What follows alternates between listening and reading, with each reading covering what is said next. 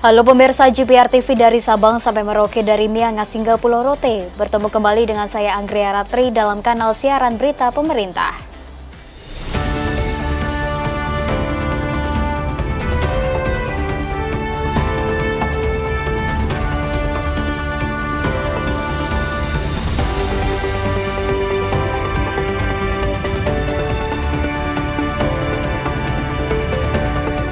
Kita ke informasi yang pertama pemirsa. Menteri Komunikasi dan Digital Mutia Hafid menegaskan pemberantasan judi online di Indonesia tak cukup sekedar dengan penutupan atau pemblokiran konten-konten terkait. Dalam memberantas judul, Mutia menyebut penting juga mengaudit kualitas dan integritas SDM hingga sistem khususnya di Kementerian Komdigi.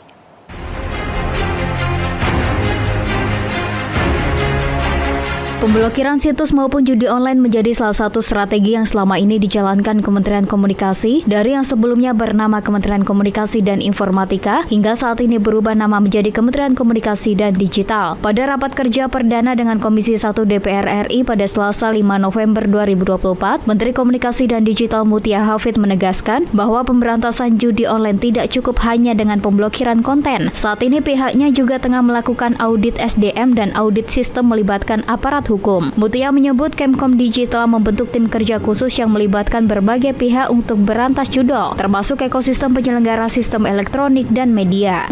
Namun demikian kami juga berhati-hati Pak Ketua, karena saat ini juga kepolisian tengah masuk, jadi tentu audit sistem kita belum bisa dilakukan perubahan sistem karena sistem yang sekarang juga mungkin menjadi objek dari pengembangan penyidikan yang dilakukan oleh kepolisian. Jadi artinya kita melihat dulu permasalahannya apa, namun kami belum dapat melakukan pembaharuan khususnya yang terkait sistem teknologi karena yang saat ini masih ada kemungkinan dilakukan atau menjadi objek dari pengembangan penyidikan. Dalam keterangan sebelumnya, Mutia mengaku bahwa sejak pemerintahan baru Presiden Prabowo Subianto, pihaknya sudah menangani 187.000 situs yang terindikasi memfasilitasi judi online dalam rentang waktu 10 hari. Pemberantasan judi online perlu mendapatkan dukungan dari masyarakat. Bagi masyarakat yang ingin melaporkan konten judi online atau penipuan dari penyalahgunaan nomor, Kemkomdigi membuka sejumlah layanan pengaduan yang bisa masyarakat akses, seperti di aduankonten.id untuk pengaduan konten negatif. Pengaduan ini juga bisa diakses melalui kontak WhatsApp di 0811 9924 545. Kemudian untuk WhatsApp chatbot stop judi online, masyarakat bisa mengadukan ke nomor layanan 0811 1001 5080. Sementara untuk pengaduan penyalahgunaan nomor seluler, masyarakat bisa mengakses aduan nomor.id.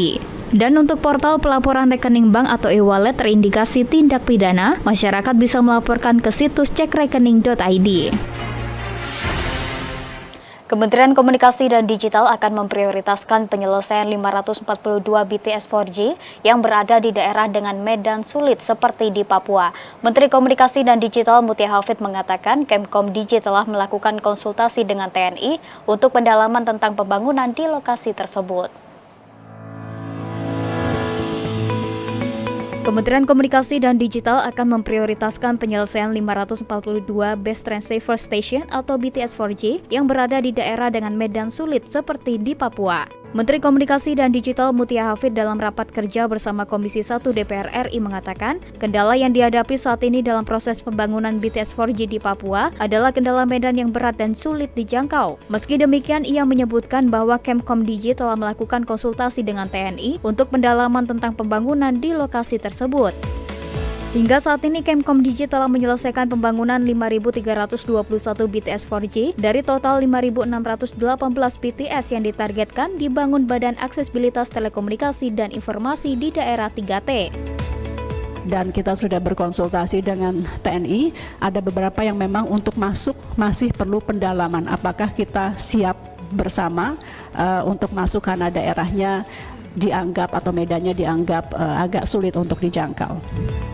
Selain pemerataan konektivitas di daerah 3T, Menkomdigi juga akan memprioritaskan pembangunan infrastruktur dan penyediaan layanan sinyal 4G yang merata bersama penyelenggara seluler di wilayah non-3T dengan target sebanyak 65 desa. Hingga kini Indonesia telah mencapai 97% konektivitas, tetapi masih terdapat tantangan dalam hal kualitas sinyal, karena masih ada wilayah yang menggunakan jaringan 2G. Oleh karena itu, dalam prioritas jangka pendek, Kemkomdigi akan meningkatkan kapasitas jaringan agar layanan internet tidak hanya lebih luas, tetapi juga lebih cepat di seluruh wilayah. Pemirsa, Menteri Komunikasi dan Digital Mutia Hafid memastikan bahwa kedaulatan data menjadi prioritas jangka pendek Komdigi. Selain kedaulatan data, masalah pengamanan data juga menjadi hal prioritas dari Komdigi yang akan dikerjakan. Dalam rapat kerja dengan Komisi 1 DPR RI, Menteri Komunikasi dan Digital Mutia Hafid memaparkan sejumlah program jangka pendek kementerian yang dipimpinnya. Adapun rancangan program dibagi menjadi 3 bagian, yakni inklusif, empowering, serta trusted dan sovereign. Untuk inklusif, Mutia menjelaskan diwujudkan dalam konektivitas, mulai dari terkait konektivitas broadband, sementara empowering atau memberdayakan terkait ekosistem digital, dan sovereign terkait pemerintah digital, ruang digital produktif, dan informasi dan komunikasi publik. Kementerian Komdigi juga menyiapkan sejumlah program jangka pendek. Salah satunya adalah penataan kelembagaan mengingat adanya perubahan nomenklatur dari Kementerian Kominfo menjadi Kementerian Komdigi. Pasti mungkin ada kekurang nyamanan di mana Bapak Ibu harus berpindah, harus melakukan hal-hal yang baru. Tapi insya Allah kami mendapat komitmen dari partner-partner saya di depan maupun juga para anggota kami di Kemkomdigi di belakang untuk merubah dengan cukup signifikan Bapak-bapak, Ibu-ibu terkait struktur supaya pengawasannya ketat. Serta program jangka pendek lainnya mengenai penyelesaian regulasi teknis bersama kementerian lembaga terkait. Beberapa di antaranya adalah rancangan peraturan pemerintah RPP turunan dari Undang-Undang Pelindungan Data Pribadi dan rancangan peraturan presiden atau Perpres dari kelembagaan PDP itu sendiri. Perpresnya dalam proses harmonisasi di Kemenko Polhukam yang sekarang namanya berubah menjadi Kemenpolkam. Rapat terakhir 8 Oktober 2024 telah disepakati beberapa hal, diantaranya proses penyelesaian Perpres kelembagaan PDP akan terus dilakukan dalam waktu yang sesegera mungkin. Bentuk badan PDP mengarah kepada pertanggungjawaban kepada Presiden melalui Menteri yang mengkoordinasikan kecuali ditentukan lain oleh Presiden. Pemirsa, Kementerian Komunikasi dan Digital mendorong para pemangku kepentingan untuk berkolaborasi merumuskan solusi keberlanjutan media di tengah terjadinya disrupsi teknologi. Wakil Menteri Komunikasi dan Digital Nezar Patria mengajak seluruh pihak terkait, khususnya perusahaan platform digital untuk mendukung jurnalisme berkualitas di Indonesia.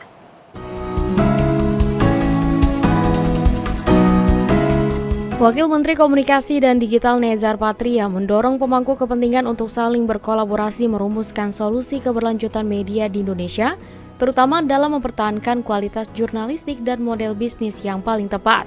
Hasil survei Indeks Kemerdekaan Pers tahun 2024 menunjukkan angka 69,36% dengan kategori cukup bebas.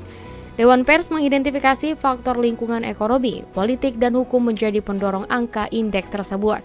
Wamenkomdigi menilai tren penurunan industri media nasional merupakan dampak nyata dari disrupsi teknologi. Menurutnya, keberadaan hampir 4.000 media online menekan populasi media cetak dan radio hingga makin mengecil.